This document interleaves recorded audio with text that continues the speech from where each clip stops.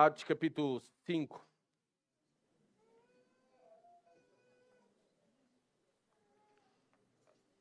Eu não costumo usar PowerPoint, mas como é um texto longo e apenas vamos abordar alguns pontos de maneira mais profunda, outros de maneira superficial, com uma vista de pássaro, isso vai-vos ajudar, creio eu, espero eu, a todos vocês a acompanhar o estudo da Palavra de Deus em Atos capítulo 5. O título do sermão, conforme vocês podem ver, é Nada pode parar a Igreja de Cristo. Uma árvore saudável continuamente cresce, se é saudável. Ela cria raízes profundas e dá fruto, e bom fruto. Não importa o lugar onde esteja, não importa o frio, o sol, a chuva, o vento, essa árvore continua a crescer. Assim também ocorre com os filhos de Deus, com a Igreja de Cristo. Independentemente da circunstância, independentemente de quem chega e também independentemente de quem vai. E focado nisso, creio que é necessário sermos todos relembrados como igreja das coisas que o livro de Atos, especificamente Lucas, no capítulo 5, nos relembra. Neste capítulo, do versículo 1 ao 11, Lucas relembra-nos que a igreja avança no temor a Deus, ao não tolerar o pecado no seu meio. Do versículo 12 ao 16, Lucas relembra-nos, com aquilo que ficou registado por ele mesmo, do seu próprio punho no livro de Atos, que a igreja avança pelo poder de Deus, não é pelo poder dos homens. Versículo 17 a 32, somos relembrados que a igreja avança pela sua fidelidade em anunciar a Jesus. É desta maneira que avança o reino de Deus, é desta maneira que a igreja cresce e continuará a crescer saudavelmente, se continuar a anunciar fielmente a Jesus Cristo. E Lucas também, no capítulo 5, nos relembra que a igreja avança, obviamente, pela proteção soberana de Deus, mesmo com a oposição. Ela continua a avançar e ela continuará a crescer. Primeiramente, então, vamos olhar que a igreja avança no temor a Deus, ao não tolerar o pecado no seu meio. E acompanha-me na leitura da palavra de Deus, nos primeiros 11 versículos. Diz assim a palavra de Deus. Mas certo homem chamado Ananias, juntamente com Safira, a sua mulher, vendeu uma propriedade e ficou com uma parte do valor, e a sua mulher também sabia disso. Então ele levou a parte restante e colocou-a aos pés dos apóstolos. Então Pedro perguntou: Ananias, por que Satanás encheu o teu coração para que mentisses ao Espírito Santo e ficasses com uma parte do valor do terreno? Enquanto o possuías, não era teu? E depois de vendido o dinheiro, não estava em teu poder? Como planeaste isso no coração? Não mentiste aos homens, mas a Deus. Ao ouvir essas palavras, Ananias caiu e expirou. E sobreveio grande temor a todos os que souberam disso. Então os mais novos levantaram-se, cobriram-no, carregaram-no para fora e o sepultaram. Depois do intervalo de cerca de 3 horas, chegou também a sua mulher, sem saber o que havia acontecido. E Pedro lhe perguntou: Dizei-me, vendeste por tal quantia aquele terreno? E ela respondeu: Sim, foi por essa quantia. Então Pedro lhe disse: Por que combinaste colocar à prova o Espírito do Senhor? Os que sepultaram o teu marido estão lá fora, eles também te levarão. Na mesma hora, ela caiu aos pés dele e expirou.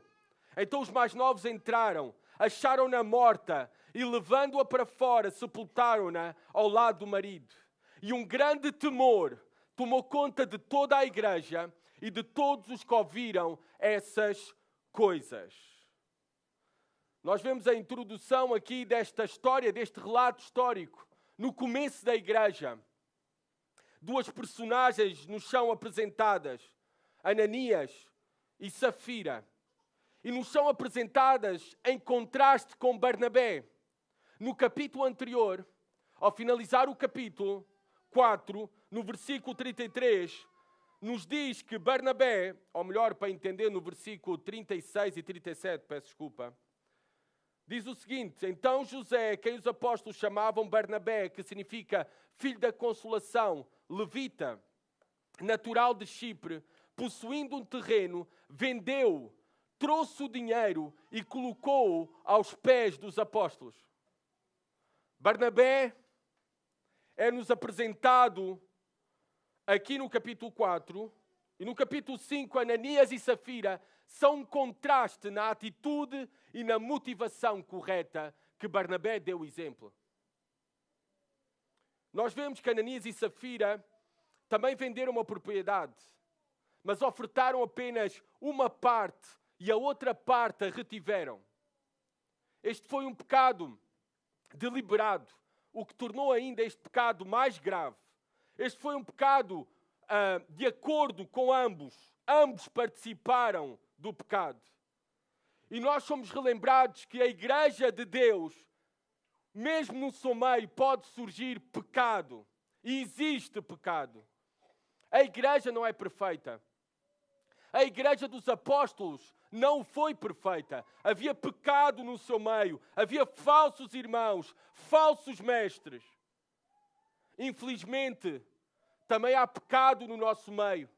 Há pecado dentro da igreja. E o mesmo não deve ser tolerado. É por isso que Pedro, o pastor daquela igreja, o apóstolo, confronta Ananias pelo seu pecado. No versículo 3. E é isso que fiéis pastores devem fazer diante do pecado dentro da sua congregação. Devem confrontar o pecado. Devem lidar com o pecado. Não devem fazer vista grossa ao mesmo. E só assim é que a igreja continuará a avançar. Reparem no versículo 3, nós não sabemos como é que Pedro teve conhecimento. O que é certo é que ele teve conhecimento daquilo que Ananias e Safira fizeram. E ele confronta com as seguintes palavras: porque encheu Satanás o teu coração? Por outras palavras, porque dominou o teu coração, Satanás, para realizares tal coisa. Nós não devemos ignorar, como igreja, que o inimigo das nossas almas não nos deixará em paz. Eu acredito que o lugar mais ativo de Satanás é na igreja. Ele quer perturbar a obra de Deus. Ele quer prejudicar grandemente. É por isso que devemos ter em conta as advertências e exortações do nosso Senhor Jesus Cristo para vigiarmos e orarmos. E estes exemplos que foram deixados para nós nas Escrituras, que o inimigo age nas sombras, age de maneira dissimulada, mas também agressiva, publicamente, à vista de todos. Independentemente da maneira que ele usa, através de falsos mestres que se levantam do nosso meio, através de falsos irmãos, através de falsas obras, através da oposição. Tudo isto nós devemos esperar como igreja. Porque nós estamos numa guerra espiritual que não pode ser ignorada. E nós não podemos ignorar esta guerra espiritual quando pensamos na igreja e quando pensamos no cumprimento da missão que Deus nos confiou como igreja. De fazer conhecido o seu nome aqui na terra. De contribuirmos para o avanço do seu reino aqui na terra. E isso irá resultar em grande guerra espiritual. Estejamos prontos e preparados. Devemos vigiar melhor e orar mais como igreja. Pedro continua a sua confrontação e disse: como é que Satanás dominou o teu coração para que mentisses ao Espírito Santo? Reparem aqui. Pedro não diz que eles mentiram à igreja. Pedro não diz que eles mentiram aos apóstolos. Pedro diz aqui, para que mentisses ao Espírito Santo. O pecado, primeiramente, é contra Deus. É contra o Senhor da igreja. É por isso também devemos ser conscientes que tudo aquilo que nós fazemos é primariamente e primeiramente para o Senhor. Tudo aquilo que nós entregamos do nosso tempo, energia, dons, recursos, inclusive o envio do Mauro para os Estados Unidos da América para estudar nos próximos 4 anos. Tudo é primeiramente para o Senhor. E tudo aquilo que ofertamos ao Senhor, devemos dar como se fosse aquilo que na verdade é para Ele. Para Ele. E como mudaria e muito esta consciência em todo o tempo. Que nós sejamos conscientes em todo o tempo para afetar desta grande verdade que tudo é para o Senhor, tudo aquilo que realizamos, para afetar profundamente a nossa motivação e tudo aquilo que nós fazemos como igreja. Individualmente e de maneira comunitária. Versículo 4, o apóstolo Pedro continua a sua confrontação com as seguintes palavras e perguntas retóricas. Enquanto o possuías, não era teu? E depois de vendido, o dinheiro não estava em teu poder? Como planeaste isso no coração? O problema, amados irmãos, não foi a quantidade da oferta depositada. O problema era a falta de sinceridade e de integridade. Resumindo, o problema de Ananias e Safira era a falta de santidade. Sede santos, como eu sou santo. Esta deve ser a nossa grande prioridade.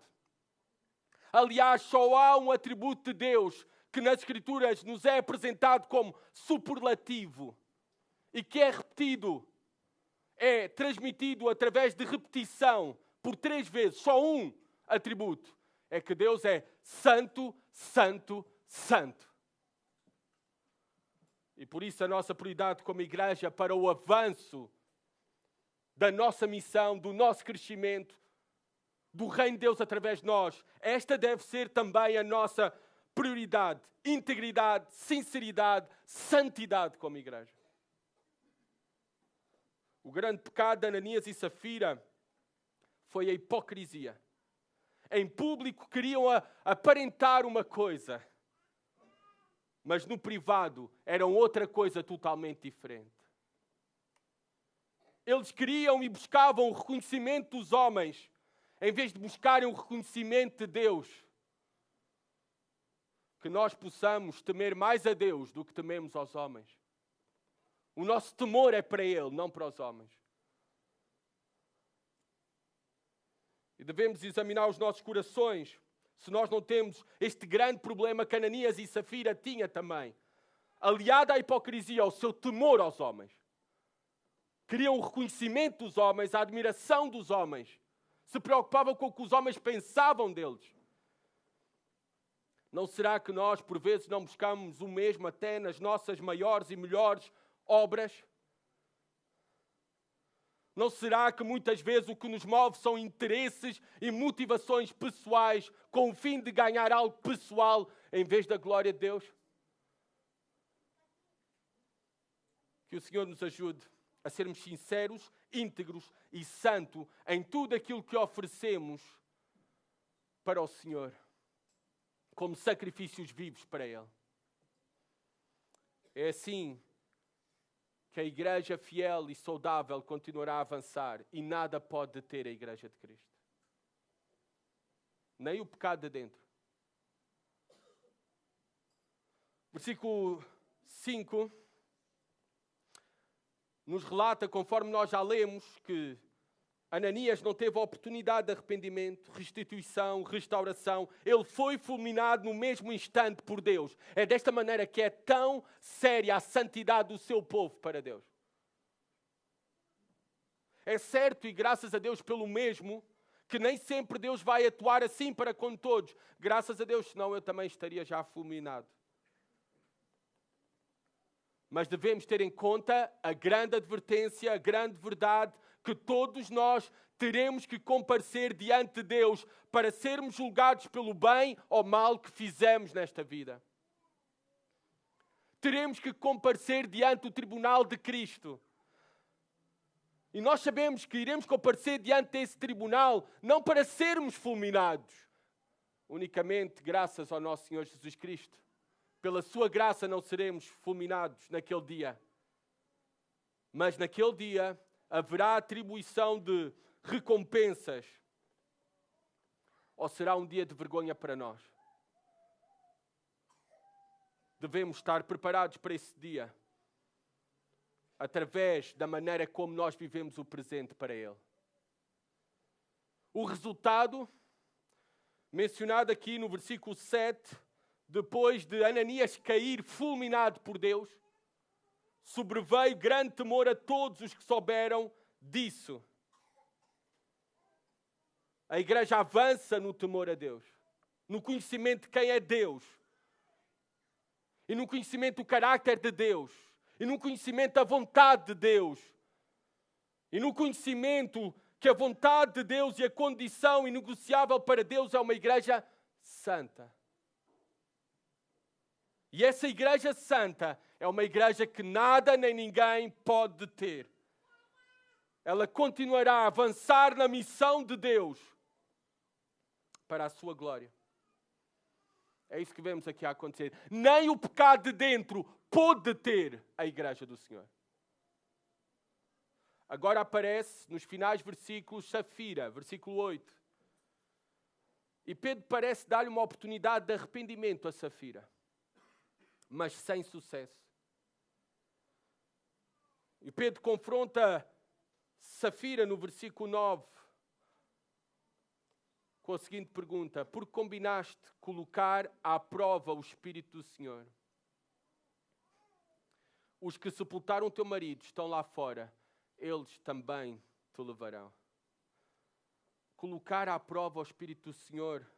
Esta é a mesma palavra à prova, a mesma palavra para tentação. Aqui esta palavra é usada no contexto de desafiar, afrontar a Deus. É isto que é o pecado e a rebeldia nos nossos corações. É uma afronta, um desafio a Deus. É isto que é fogo estranho. Quando oferecemos ao Senhor fogo estranho. Quando não somos sinceros, hipócritas. Quando não estamos aqui para buscar a sua glória, o adorar, exaltar o seu nome e contribuir para o avanço do seu reino. É um desafio, uma afronta a Deus. Porque Deus só aceita verdadeiros adoradores. Aqueles que o são em espírito e em verdade. E, amada igreja, nós podemos enganar os homens, mas jamais iremos poder enganar a Deus. Jamais. O resultado, novamente no versículo 11, reparem o que foi, quando Safira caiu fulminada pelo juízo de Deus. E sobreveio grande temor a toda a igreja e a todos quantos ouviram a notícia dos acontecimentos. É aqui que aparece a palavra igreja pela primeira vez no texto grego. E aparece aqui no livro de Atos. A igreja é o novo povo de Deus. A santidade deve ser importante para nós. O crescimento no temor a Deus deve ser importante. Não tolerar o pecado nas nossas vidas, nem no nosso meio. Porque desde o início da igreja que Deus provou que a santidade é um requisito inegociável para o seu povo. Porque Deus não aceita menos que adoradores verdadeiros. Porque a santidade do corpo é aquilo que levará ao crescimento da igreja. E porque também, tal como nós vimos no versículo 5 e 11, a santidade de uma igreja é o melhor método de evangelização. O melhor método de evangelização para apontar para Cristo, para o Evangelho de Cristo, para confirmar a mensagem de Deus, a palavra de Deus, é a santidade do seu povo. Quando o seu povo está espalhado durante a semana e quando o seu povo está reunido.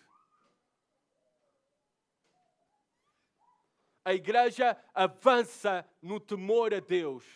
E uma igreja que avança no temor a Deus, nada nem ninguém a pode parar. E mesmo o pecado de dentro não irá parar a igreja. É por isso que a história continua, versículo 12 a 16. Vamos ler outra vez a palavra de Deus juntos? Vamos ver agora que a igreja avança unicamente pelo poder de Deus, não são os homens. Não é nenhum homem. E a igreja não depende de nenhum homem. Unicamente depende do poder de Deus. Reparem versículo 12 a 16. Muitos sinais, ou milagres, e efeitos extraordinários eram realizados entre o povo por meio dos apóstolos. E eles permaneciam juntos no pórtico de Salomão. E, embora o povo os admirasse muito, ninguém mais tinha coragem de juntar-se a eles. Cada vez mais agregava-se ao Senhor grande número de crentes, tanto homens como mulheres, a ponto de os doentes serem levados para as ruas e colocados em leitos e macas, para que quando Pedro passasse, ao menos a sua sombra se projetasse sobre alguns deles. Também das cidades ao redor ia muita gente para Jerusalém, levando doentes e atormentados por espíritos impuros, e todos eram curados. Reparem como a igreja avança pelo poder de Deus. Essa é a nossa esperança. Muitos sinais, diz o versículo 12. Muitos sinais e feitos extraordinários eram realizados entre o povo. O mesmo aqui vemos que sucedia através dos apóstolos. A manifestação do poder de Deus na terra se dá na igreja.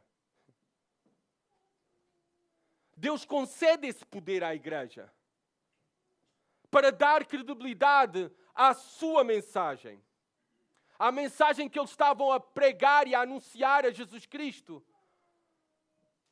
E Deus concedeu esse poder. E Deus continua a agir poderosamente na sua igreja.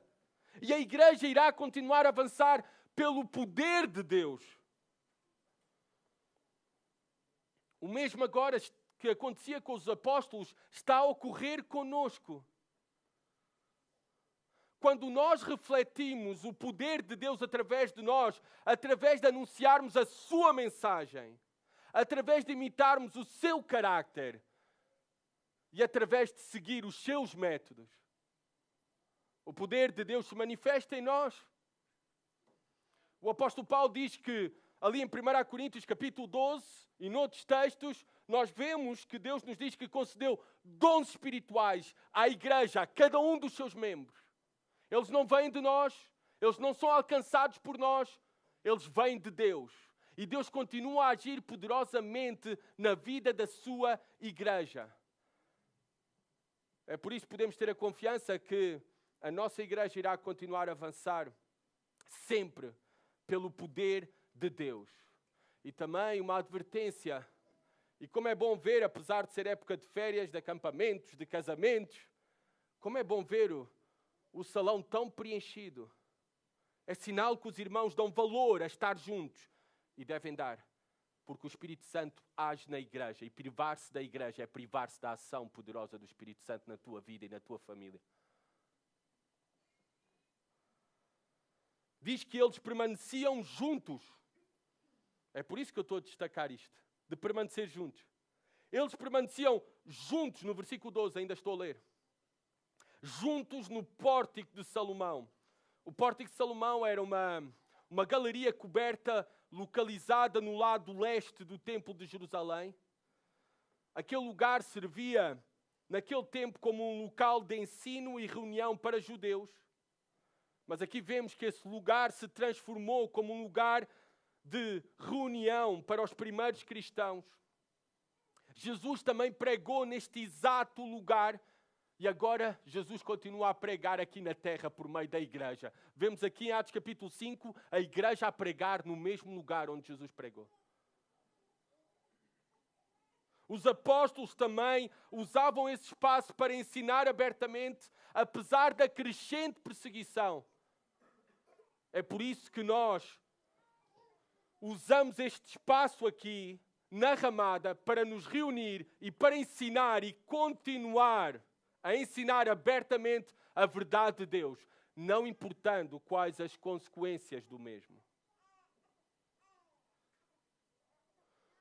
Nós vemos aqui que uma igreja, a palavra eclésia, no grego, significa um ajuntamento, uma reunião, uma assembleia de pessoas. Uma assembleia de pessoas que permanece em reunir-se. Uma igreja que não se reúne é uma antítese daquilo que ela é. O que é esperado de cristãos, o que é esperado da igreja, do povo de Deus, é reunir-se. É isso que é ser igreja. E devemos valorizar o mesmo e não negligenciar a reunião dos santos. A igreja avança pelo poder de Deus manifesto através da reunião dos santos e pelos dons espirituais que são exercidos nos mesmos e através dos mesmos. Versículo 13. E embora o povo os admirasse muito aos cristãos, reparem o que diz. Ninguém mais tinha coragem de juntar-se a eles. Os cristãos eram tidos em estima pela maioria do povo. Eles eram alguém, eram considerados honrados na comunidade de Jerusalém. E nós devemos perguntar-nos se os demais, também lá fora, os nossos vizinhos, ou começando dentro dos nossos lares, se temos descrentes, não cristãos, na nossa família, o nosso cônjuge, ou filhos. Como é que os demais olham para nós? Qual é o impacto que nós temos à nossa volta, na nossa vizinhança, no nosso lar? Como é que nós somos conhecidos e porque é que não somos admirados? Tal como os primeiros cristãos eram. Admirados pela sua fidelidade, pela sua honra, pela sua integridade, pelo seu testemunho. Mas diz aqui que ninguém mais tinha coragem de juntar-se a eles, aos cristãos. Sabem porquê? Aqui não é uma referência a todos. É uma referência àqueles que não tinham boas e honestas intenções. Esses que não tinham boas e honestas intenções, não tinham coragem de juntar-se a eles, porque não o faziam com medo de terminarem como Ananias e Safira, fulminados. Esta é outra lição para nós continuarmos a avançar e a manifestar o poder de Deus. Nós devemos cuidar da membresia da igreja. A pior coisa que uma igreja pode fazer é querer crescimento a qualquer custo. É a pior coisa. O que nos move não é a numerologia. O que nos deve mover, amada igreja, sempre é a doxologia, o louvor e a adoração ao Deus único e verdadeiro e a fazê-lo conhecido na nossa comunidade.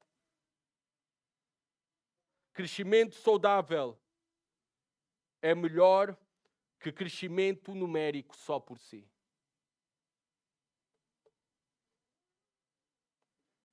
Versículo 14, o resultado da manifestação do poder de Deus, da integridade e santidade da igreja. Reparem o versículo 14, o que é que acontecia? A igreja crescia mais e mais. Há estudiosos bíblicos que chegam a afirmar que o número aqui da igreja já deveria ser de cerca de 10 mil salvos. E continuava a crescer.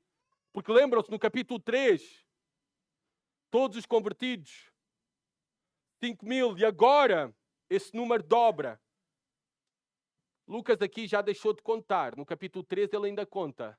Aqui já deixou de contar. Apenas menciona e crescia mais e mais, porque ele já não conseguia contabilizar o crescimento da igreja. Eis aqui o resultado de uma igreja que cresce no temor a Deus, em que o poder de Deus se manifesta nela e através dela, em que a igreja cresce na integridade, sinceridade e santidade. em que o Espírito Santo age por meio do ordinário, mas também do extraordinário, o resultado é crescimento. A igreja continuará a avançar pelo poder de Deus. Versículo 15 e 16. Reparem como diz o texto que todos eram curados. Termina assim o versículo 16. Todos aqueles que o ministério da igreja atingia, tocava, eram curados. A continuação da manifestação do poder de Deus. E nós devemos ser conscientes do mesmo e dependermos do mesmo. E também entender que a igreja é um hospital para todas as almas que vêm até nós e que nós vamos até às mesmas. Somos o hospital espiritual para todas as almas. É certo que agora dons de sinais extraordinários, milagres de cura, eles já não estão vigentes no presente, ainda que Deus continue a curar no presente e a continuar a realizar coisas extraordinárias e milagres. Mas desta maneira, para dar crédito à mensagem, já não existe esta exibição para os demais, para os incrédulos, desses dons de curar. Mas nós devemos continuar a confiar no poder de Deus, porque Tiago nos diz na sua carta que muito pode, pela sua eficácia, a súplica do justo. As orações de uma igreja têm poder. Eu acredito que já fui curado pelas orações da igreja e acredito que pessoas já foram curadas devido às minhas orações. E mesmo que não possamos oferecer nem ver cura física nos demais, que nós possamos sempre oferecer a cura da alma. E na igreja, e através da igreja, está o único remédio e o mais poderoso para a cura da alma, que é o Evangelho de Jesus Cristo que nós proclamamos. É o Evangelho de Jesus Cristo que é o poder de Deus manifesto. E não há maior poder manifesto de Deus que a transformação de corações.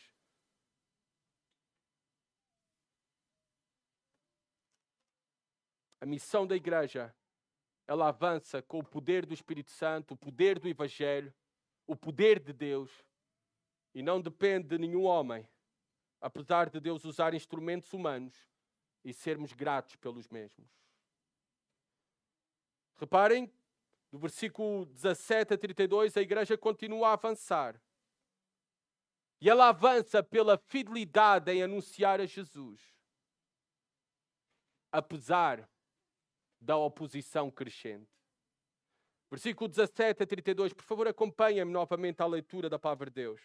Então o sumo sacerdote e todos os que estavam com ele, isto é, o grupo dos saduceus, se levantaram e, tomados de inveja, prenderam os apóstolos e os colocaram na prisão pública.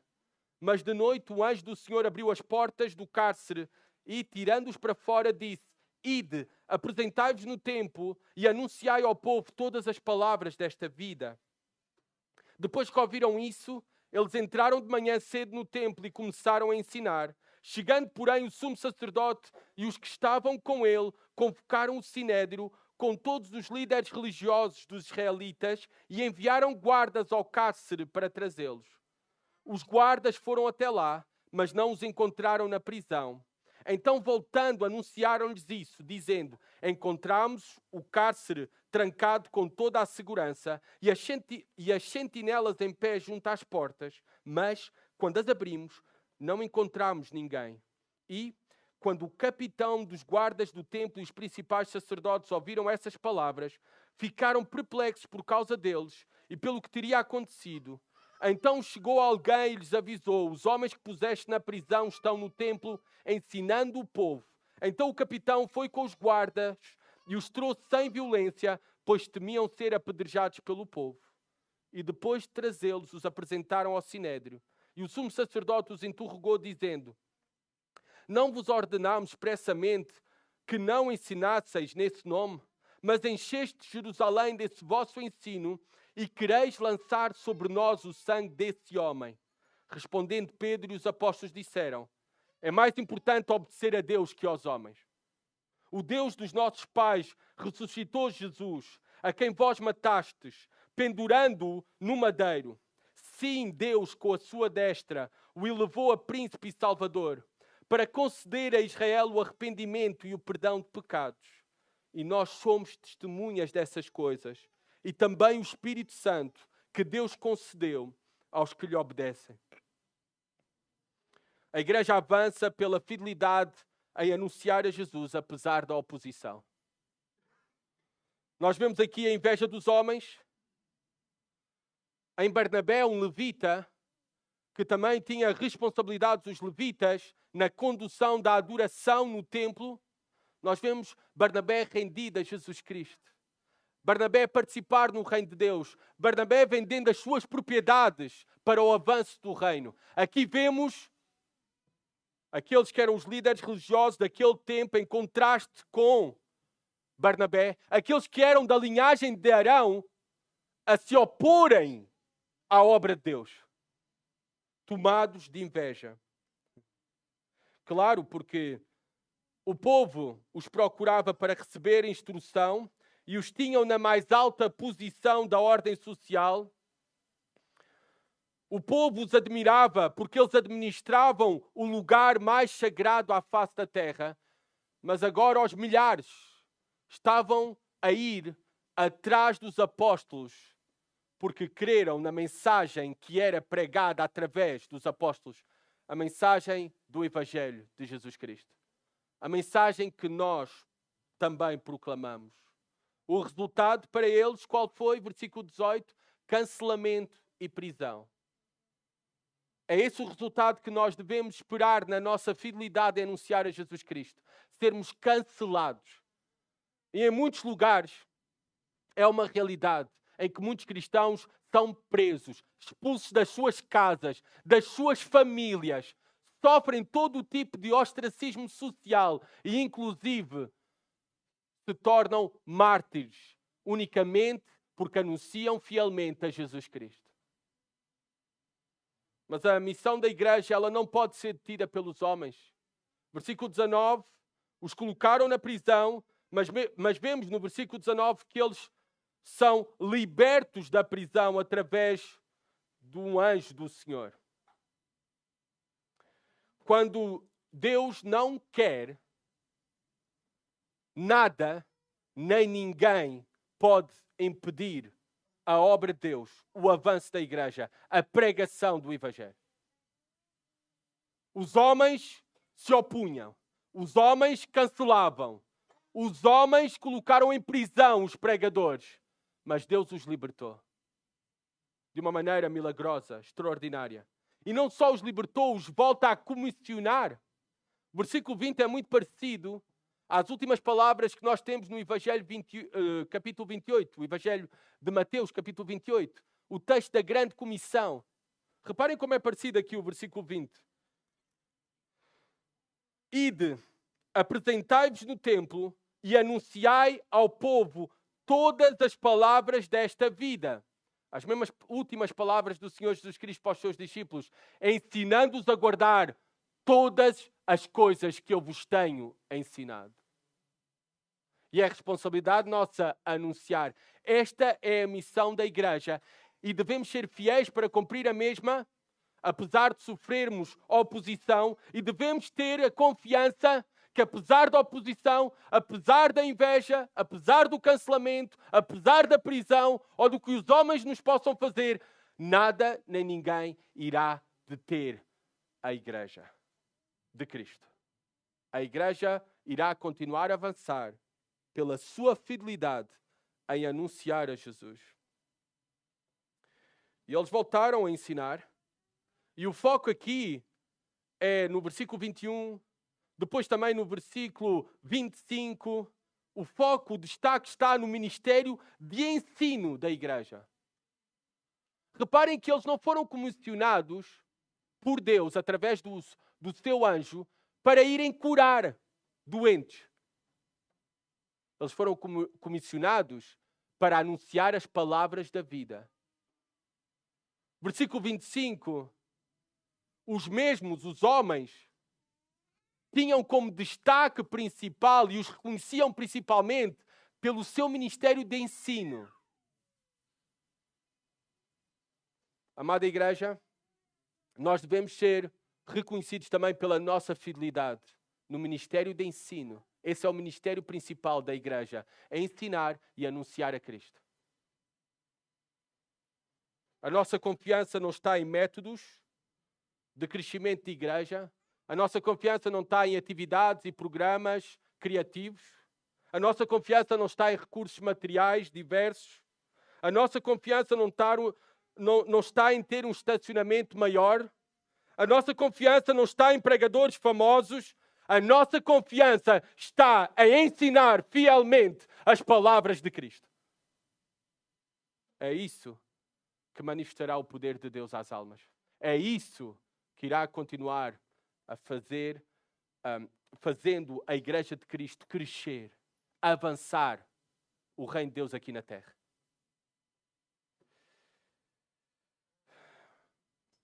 Versículo 26 a 8.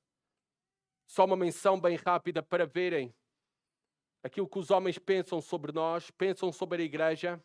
Não vos ordenamos expressamente que não ensinasseis nesse nome, mas encheste Jerusalém desse vosso ensino e quereis lançar sobre nós o sangue desse homem. Amada igreja, amados irmãos, o problema dos homens lá fora não é conosco, mas sim com Deus. O problema dos homens é com a mensagem que nós transmitimos, que não vem de nós, vem da parte de Deus.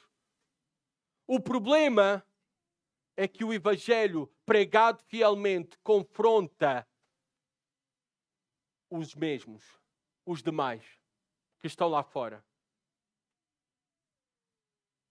Mas também a mensagem que nos foi confiada, a mensagem do Evangelho, é a única coisa verdadeiramente relevante que nós temos para oferecer a todos os homens. A única coisa. Se pregarmos fielmente o verdadeiro Evangelho, é normal que os homens se irão ofender conosco, tal como estes homens se ofenderam com os apóstolos. Se pregarmos fielmente o verdadeiro Evangelho, é normal esperar perseguição. E a mesma é um sinal que nós estamos a cumprir fielmente a comissão que nos foi confiada. A igreja é a coluna e baluarte da verdade de Deus. E necessitamos de coragem, a mesma que tiveram os apóstolos, para cumprir a missão de Deus. E sabem algo? O Senhor nos tem dado um espírito de coragem, não de cobardia. Lembram-se de quem é que está aqui a ser acusado? Lembram-se de quem é que está a ser usado aqui neste capítulo como instrumento para proclamar esta mensagem com ousadia, que mesmo apesar da oposição dos homens, da prisão, é liberto e continua a pregar e a fazer o mesmo, sabendo que a sua vida estava em risco? Lembram-se de quem é? É o apóstolo Pedro, o mesmo que negou 3 vezes a Jesus Cristo. E agora o vemos a pregar ousadamente e fielmente o Evangelho de Cristo. E nós também o podemos fazer.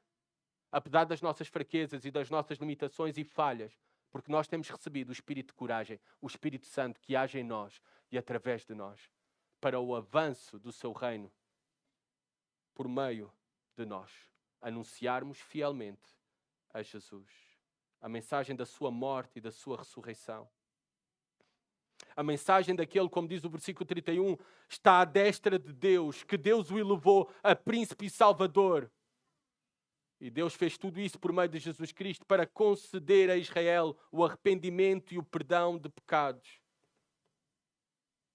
É Deus quem concede o arrependimento e é o único que pode conceder e oferecer o perdão aos homens por meio de Jesus Cristo.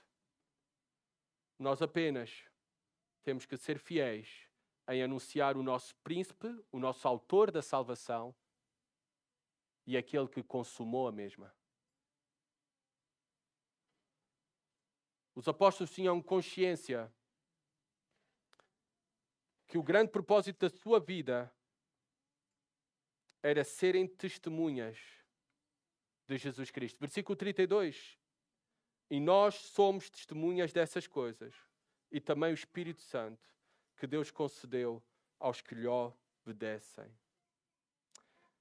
Nós fomos chamados testemunhas e nós temos o Espírito Santo para continuar a avançar através da fidelidade em anunciar a Jesus Cristo a todos os homens. E terminamos.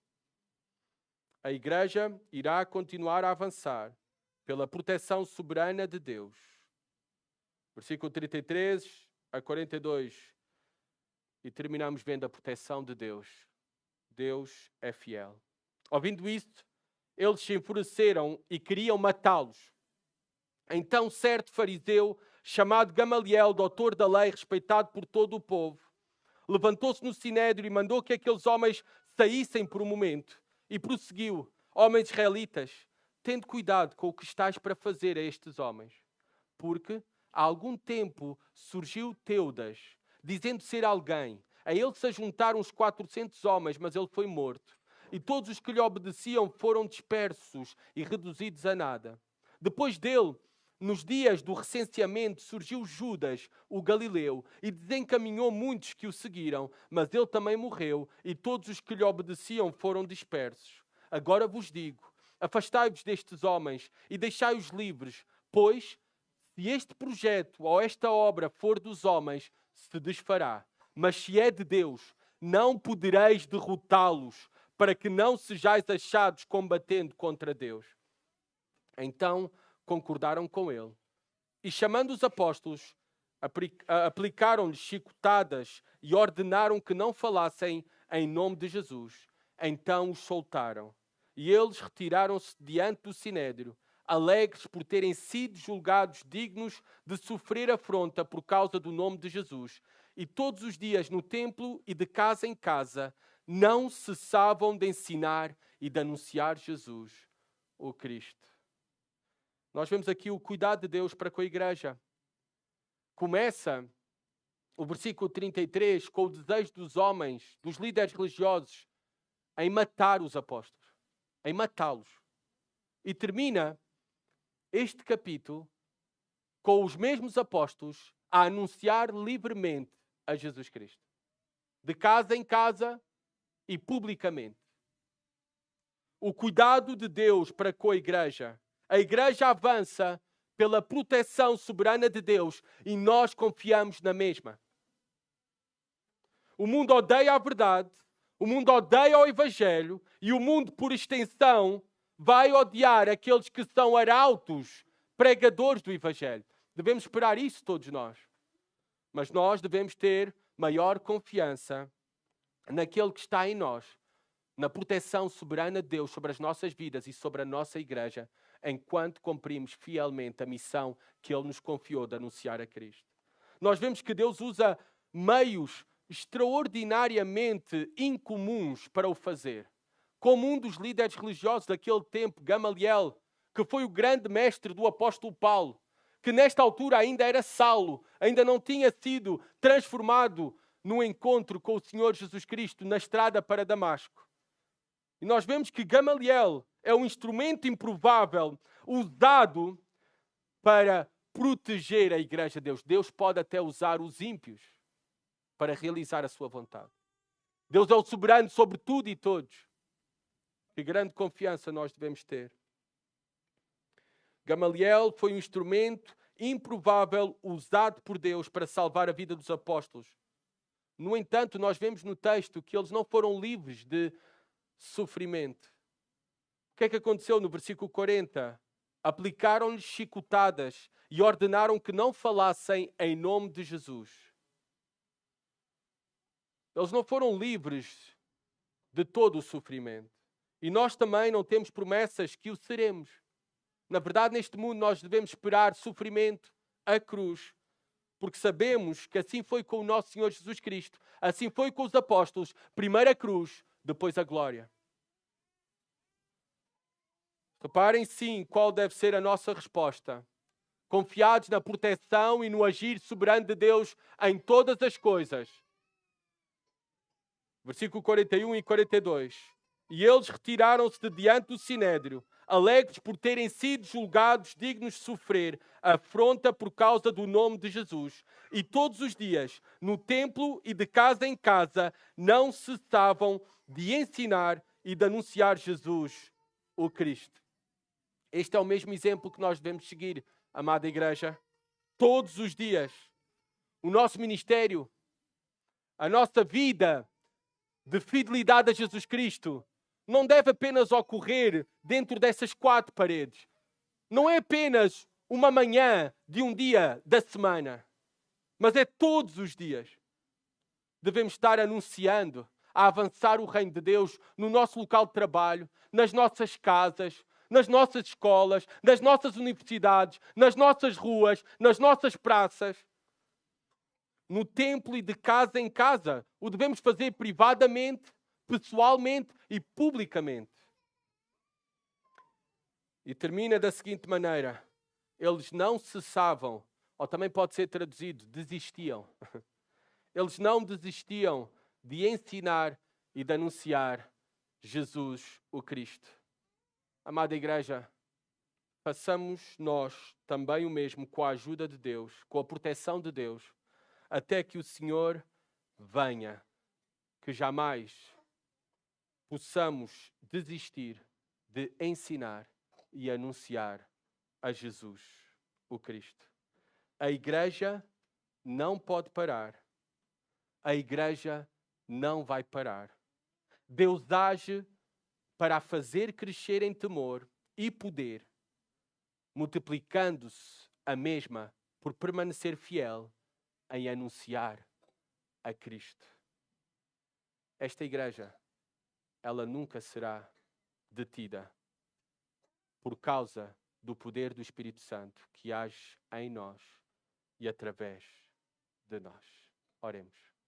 Senhor, obrigado pela Tua palavra. Obrigado por estes exemplos preciosos.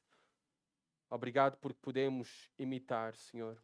E já temos recebido todos os recursos que necessitamos para também ter esta mesma confiança, ousadia, fidelidade e continuarmos a avançar no temor a Ti, na sinceridade, na integridade, na santidade, na manifestação do Teu poder e da Tua glória através de nós, avançando na fidelidade em anunciar a Jesus todos os dias, Senhor.